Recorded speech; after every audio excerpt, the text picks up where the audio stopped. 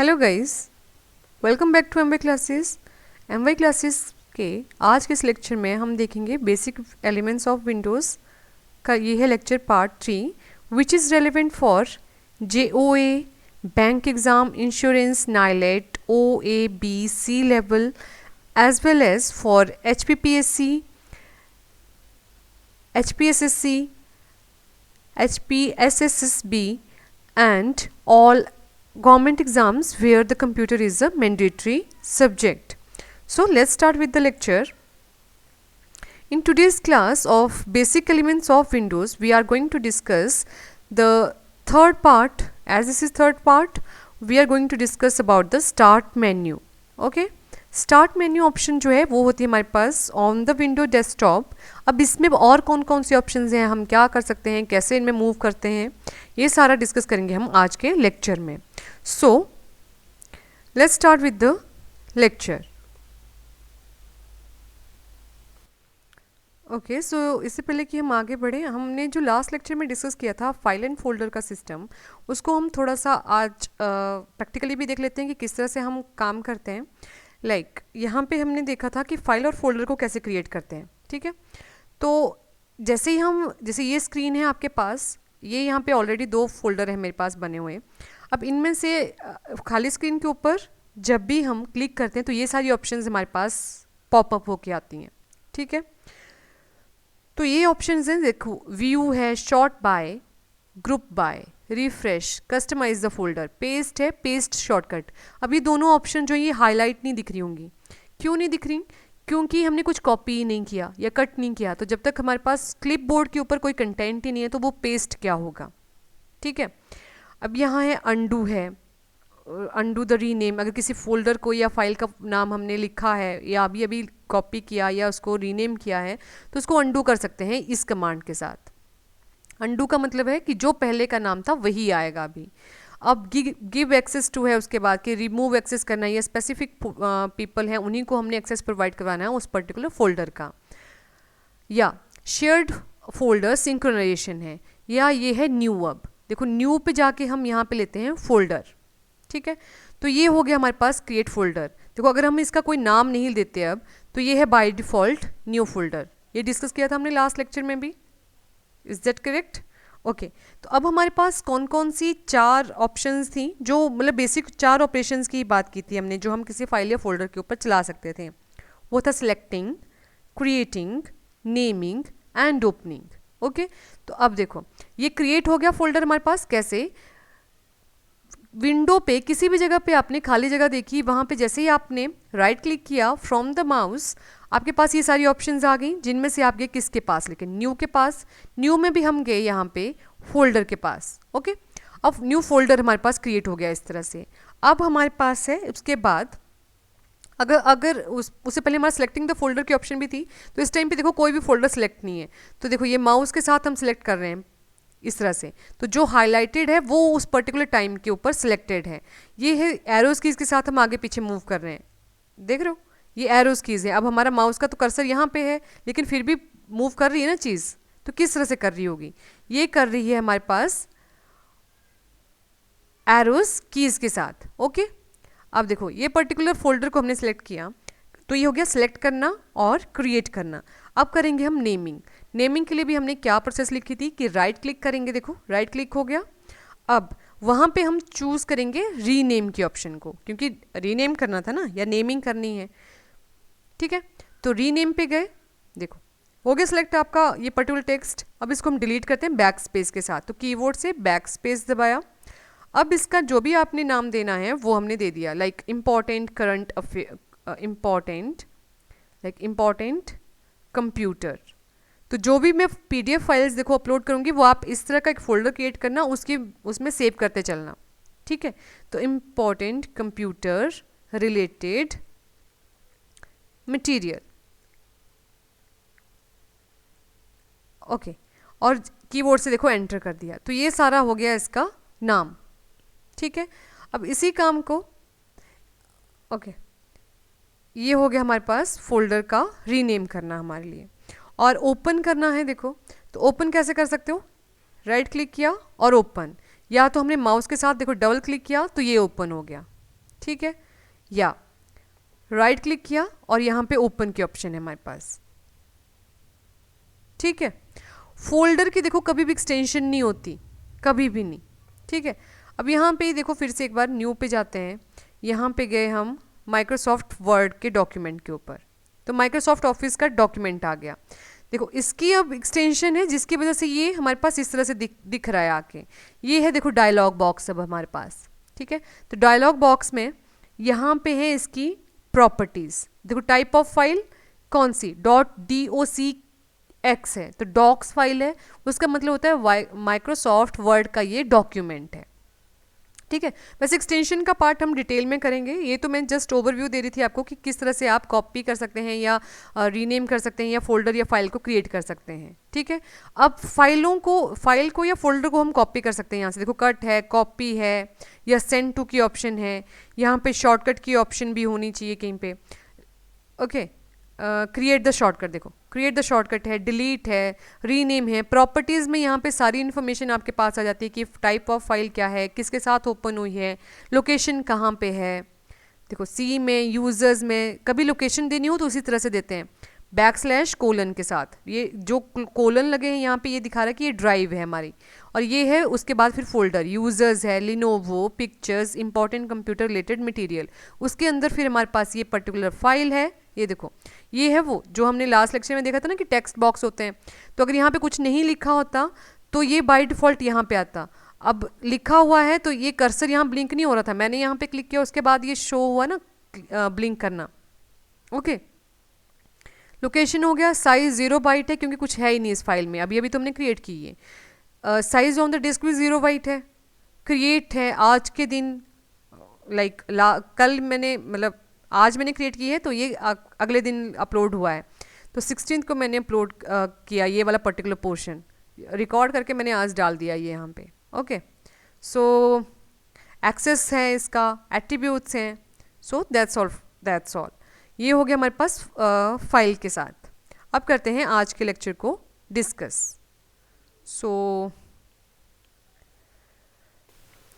Okay, तो आज के लेक्चर्स में हम डिस्कस करेंगे स्टार्ट मेन्यू के बारे में, ओके। तो स्टार्ट मेन्यू में हमारे पास ऑप्शंस रहते हैं लाइक ऑल प्रोग्राम्स हैं, माय रिसेंट डॉक्यूमेंट्स हैं, control panel, printer and faxes, help and support, search, run, log of and turn off. All programmes में होता है हमारे पास, ये डिस्प्ले करता है प्रोग्राम का मेन्यू, प्रोग्राम मेन्यू जो कंटेन करता है कि किस तरह की एप्लीकेशंस को ये सिस्टम रन कर रहा है एंड कितनी तरह की एप्लीकेशंस या प्रोग्राम हमारे पास हैं। तो जितने भी प्रोग्राम हमारे सिस्टम में इंस्टॉल्ड रहेंगे वो सारे शो होते रहेंगे ऑल प्रोग्राम्स में, ओके। तो फर्स्ट ऑप्शन रहती है स्टार्ट मेन्यू में ऑल प्रोग्राम्स की, या प्रोग्राम हैं या एप्स हैं वो सारी शो करेगा all programmes. My recent documents में हमारे पास ऑप्शंस होती है कि ये डिस्प्ले करता है उन डॉक्यूमेंट को या मेन्यू की लिस्ट को जो कंटेन करता है list of documents recently viewed, जो हमने अभी अभी देखी हैं या थोड़ी देर पहले हमने देख के छोड़ दी, उन सारी फाइल फोल्डर या डॉक्यूमेंट्स की लिस्ट को ये डिस्प्ले करवाता है माय रिसेंट डॉक्यूमेंट्स, ओके।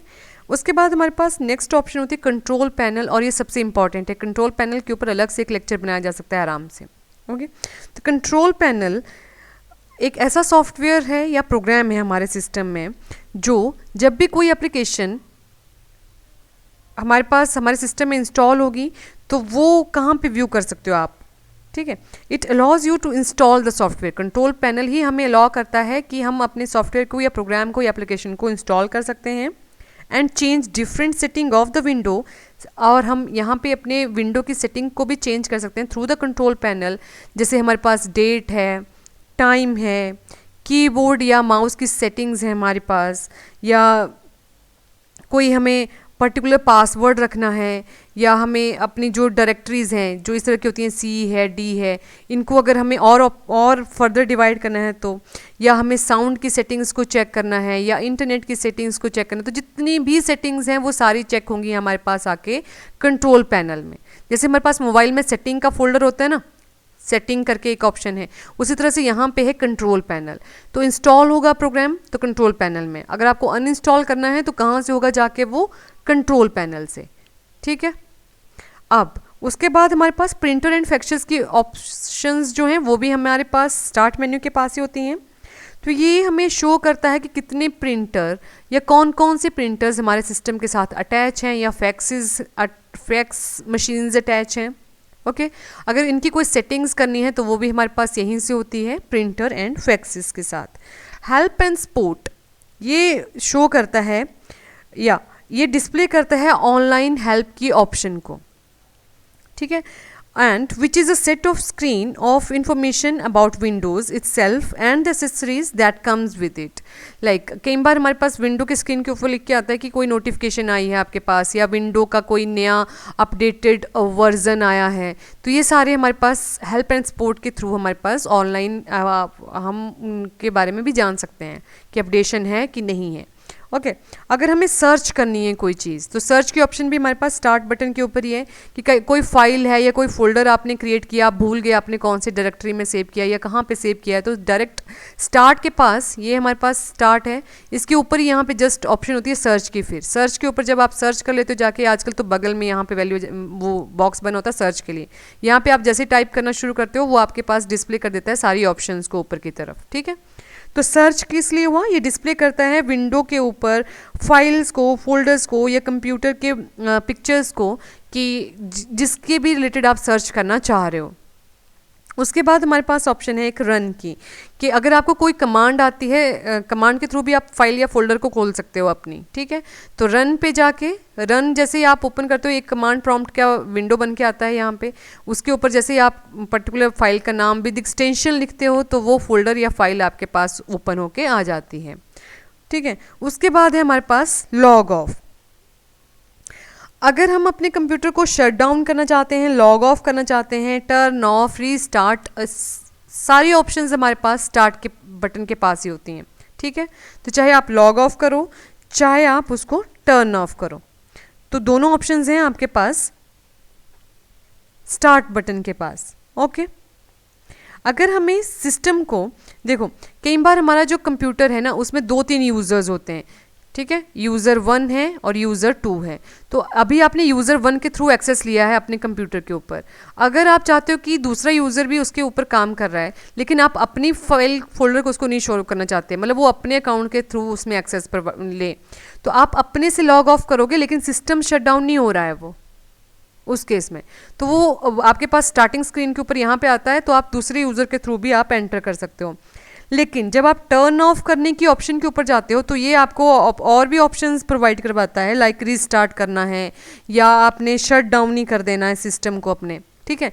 तो ये ऑप्शन है फिर यहाँ पे, तो शट डाउन या रिस्टार्ट का मतलब है कि पूरा बंद होगा फिर ओपन होगा। लॉग ऑफ का मतलब है कि वो यूज़र्स के अकाउंट के वाले पेज के ऊपर आपके पास आके या विंडो के ऊपर आपके पास आके रुक जाता है, ठीक है। लॉग ऑफ या टर्न ऑफ का मतलब हुआ ये यहाँ पे। उसके बाद है विंडो एक्सेसरीज। विंडो कौन कौन सी एक्सेसरीज को प्रोवाइड करवाता है हमें सिस्टम के साथ, मतलब कि विंडो हमें कुछ यूटिलिटीज़ के सॉफ्टवेयर भी प्रोवाइड करवाता है जो एज अ पैकेज आते हैं जब हम विंडो को इंस्टॉल करते हैं। तो उनमें से पहला है हमारे पास सिस्टम टूल्स। सिस्टम टूल जो है ये हमें अंडर एक एसेसरीज़ के ऑप्शन, ये भी स्टार्ट में ऑल प्रोग्राम्स में आपको ऑप्शन मिल जाती है ACCSSORIES एसेसरीज़, ठीक है, ठीक है, यही वाली फिर से पूरी स्पेलिंग्स ये मिल जाती हैं। इसके अंदर आपको मिल जाते हैं यहाँ पे सिस्टम टूल। सिस्टम टूल हमें ये फिजिबिलिटी प्रोवाइड करवाता है कि हम अपने जो कंप्यूटर सिस्टम है उसको पूरा मैनेज कर सकते हैं, लाइक हम डिस्क को डीफ्रेगमेंट कर सकते हैं, क्लीन अप कर सकते हैं, बैकअप क्रिएट कर सकते हैं या उसकी शेड्यूलिंग कर सकते हैं। तो डिस्क डीफ्रेगमेंटर हुआ पहला, ये कंसोलिडेट कर देता है फ्रेगमेंटेड फाइल्स एंड फोल्डर्स को। फ्रेगमेंटेड फाइल और फोल्डर का क्या मतलब हुआ कि जैसे हम क्या करते हैं ना, ये हमारे पास विंडो है लाइक, है ना, तो यहाँ पे हमने एक फ़ोल्डर पहले क्रिएट किया, ये एक और हुआ, ये इस तरह से 4-5 फोल्डर हमारे पास क्रिएट हो गए। तो हार्ड डिस्क में ये ऐसे ऐसे करके सेव होते गए, ऐसे ऐसे, ठीक। अब हमने इसको डिलीट कर दिया, इसको डिलीट कर दिया, इसको डिलीट कर दिया, तो ये वाली कोई लोकेशन खाली हो गई, ये खाली हो गई, यहाँ पे ये वाली खाली हो गई, तो ये खाली ही है लेकिन ये इसी तरह से फिल्ड अप है। तो अब हम क्या चाहते हैं कि हमारे पास जो हार्ड डिस्क है उसमें स्पेस ऐसे ऐसे आ जाए, जो खाली हो गए हैं वो ओवर राइड हो जाए ना, वो मतलब जैसे बस से लोग उतरते हैं तो जो खाली सीटें वो फिर से भरती जाती है ना, तो डिस्क डिफ्रेगमेंटर का काम हो गया यहाँ पे ये वाला कि डिस्क डिफ्रेगमेंटर जो है वो कंसोलिडेट करता है फ्रेगमेंटेड फाइल्स को, फोल्डर्स को on the computer hard disk, जिसके कारण ईच फाइल जो ऑक्यूपाई कर रही है सिंगल कंटिन्यूटी में स्पेस को ऑन द वॉल्यूम, वो कंटिन्यूटी में ही रहे हमेशा। ओके, एंड जो स्पेस है वो ओवरऑल यूजर्स को शो होता रहे।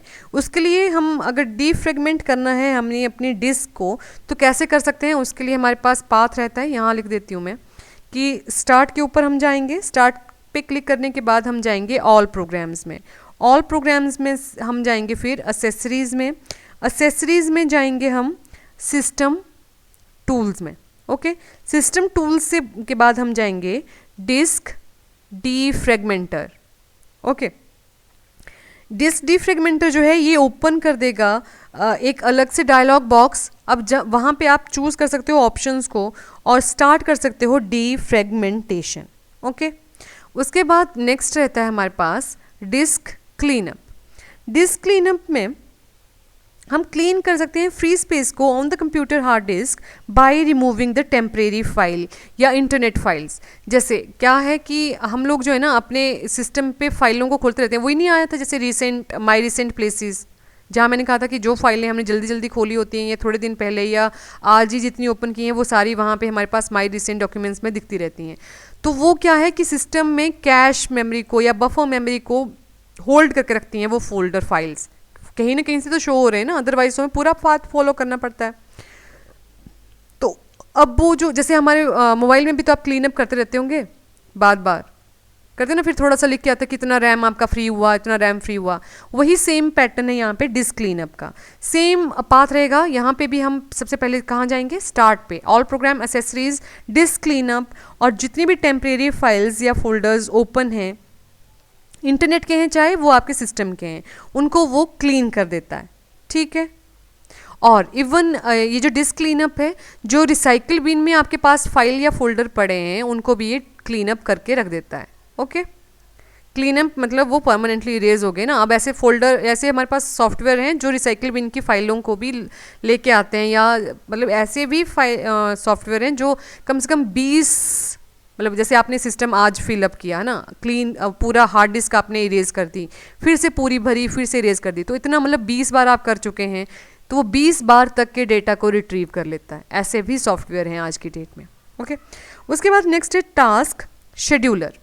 टास्क शेड्यूलर नाम ही अपने आप में जस्टिफाई कर रहा है यहाँ पे कि ये इनेबल करता है टास्क को कि वो शेड्यूल होते रहें, या किस तरह से उनको काम करना है या रन होना है उनको रेगुलरली, तो वो किस तरह से रन करेंगे हमारे सिस्टम में।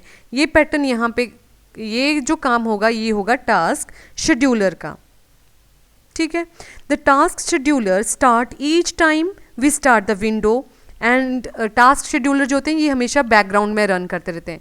हमने विंडोज़ के चैप्टर में लाइक बेसिक कंप्यूटर अवेयरनेस के चैप्टर में ये पहले कर चुके हैं कि टास्क शेड्यूलिंग होती है।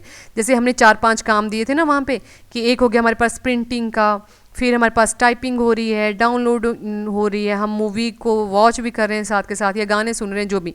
इससे जब 5-6 हमारे काम हैं तो ये किस तरह से एक साथ कैसे होंगे? ये होंगे जब हमारा टास्क शेड्यूलर इनको शेड्यूल करेगा। ठीक है, और इतनी जल्दी ये मूव हो रहे होते हैं एक दूसरे के बीच में कि हमें लगता है सारे काम एक साथ कर रहा है कंप्यूटर, लेकिन ऐसा नहीं होता। कंप्यूटर एट अ टाइम एक ही काम करता है। ये चीज़ हमने बहुत बार डिस्कस की है उससे पहले भी। अगर आपने अभी तक हमारे लेक्चर्स नहीं देखे हैं तो MY क्लासेस एजुकेशनल चैनल के ऊपर बहुत से लेक्चर आ चुके हैं अभी तक, कंप्यूटर के, कंप्यूटर अवेयरनेस है, इंटरनेट टेक्नोलॉजीज़ के ऊपर है, सी लैंग्वेज के ऊपर है, हमारे पास रीजनिंग के लेक्चर्स भी हैं, तो उनको भी देखना। And then okay, let's move further. ये हो गया टास्क शेड्यूलर। उसके बाद नेक्स्ट है हमारे पास एंटरटेनमेंट। एंटरटेनमेंट के लिए तो जैसे हम साउंड को रिकॉर्ड करते हैं, ओके, लाइक हम वॉल्यूम को इंक्रीज़ डिक्रीज़ कर रहे हैं, या मीडिया प्लेयर का यूज़ कर रहे हैं हम यहाँ पे, या हम कोई सेटिंग्स में कंट्रोल करेंगे कि कौन से माइक की सेटिंग अच्छी है, कौन से माइक की सेटिंग कम है, किसकी, जैसे लाइक हमें नोटिफिकेशन की सेटिंग्स नहीं चाहिए कि उनकी जब वो पॉपअप की साउंड होती रहती है कंप्यूटर में, वो नहीं चाहिए, तो हम यहाँ पे जाके इनको क्लोज़ भी कर सकते हैं। ठीक है। तो उसके बाद और कौन सी ऑप्शंस हमें यहाँ पे प्रोवाइड होती हैं, लाइक कैलकुलेटर है। तो कैलकुलेटर हम जनरली चीज़ों को कैलकुलेट करने के लिए यूज़ करते हैं। ये भी मतलब पाथ, इन सब चीज़ों तक पहुँचने का सेम पाथ रहेगा हमारे पास। कैसे? स्टार्ट पे जाएंगे, स्टार्ट पे जाने के बाद ऑल प्रोग्राम्स में जाएंगे, ऑल प्रोग्राम से एसेसरीज़ में, एसेसरीज़ में आप इन में से जिसको भी चूज़ करना चाहते हैं उसको यूज़ कर सकते हैं, ठीक है। तो कैलकुलेटर भी कहाँ पे है? एसेसरीज़ के अंडर है, ठीक है। उसके बाद है हमारे पास नोट पैड। नोट पैड भी हमारे पास कहाँ मिला जाके? फिर से एसेसरीज़ में। नोट पैड जो है ये फर्स्ट डॉक्यूमेंट फाइल थी एक तरह से, जिसके ऊपर राइटिंग की जा सकती थी, या हम ईमेल लिखते थे, या हम जैसे अभी माइक्रोसॉफ्ट ऑफिस का वर्ड यूज़ करते हैं, या आप कोई और टूल एप्लीकेशन यूज़ करते होंगे राइटिंग के लिए, तो उनसे पहले नोट पैड जो है वो आया था एग्जिस्टेंस में, ठीक है। उसके बाद नोट पैड प्लस प्लस आया, फिर वर्ड पैड आने लगे, और अलग अलग फिजिबिलिटीज़ के साथ, या अलग जनरेशन्स के जितने भी आपको आउटपुट्स ज़्यादा अच्छे से दे सकता था, इम्प्रूवमेंट्स के साथ आना वर्जन शुरू हो गए उसके बाद। तो नोट पैड फर्स्ट, मतलब ऑलमोस्ट वी कैन से कि फर्स्ट जो लॉन्च हुए थे उनके साथ नोट पैड आए थे। अब उसके बाद है पेंट की ऑप्शन, ये भी आपको वहीं पे मिल जाती है। फिर हमें वर्ड पैड की ऑप्शन भी एसेसरीज़ में ही है। ये सारे नेम्स कुछ ऐसे हैं जो ऑलरेडी क्लियर हैं कि क्या हैं ये, ठीक है। तो वर्ड पैड में भी वर्ड की तरह टाइपिंग होती है। यहाँ पे गेम्स हैं। गेम तो आजकल ऐसी ऐसी गेम्स खेल रहे हैं सारे कि गेम्स को तो अब वो वाली गेम्स जो विंडो जनरली प्रोवाइड करवाती थी वो वाली तो कोई खेलता नहीं होगा, लाइक फ्री सेल। ये वाली गेम एक ऐसी है जिसमें थोड़ा सा दिमाग लगता है उनको अरेंज करने में, है ना। सॉलिटेयर तो सबने खेली होगी, लेकिन कभी इसको भी खेलना, कोई और भी गेम खेलना, गेम खेलते रहना अच्छा रहता है दिमाग के लिए, लेकिन गेम ही नहीं खेलते रहना। Okay, so thanks for watching the lecture.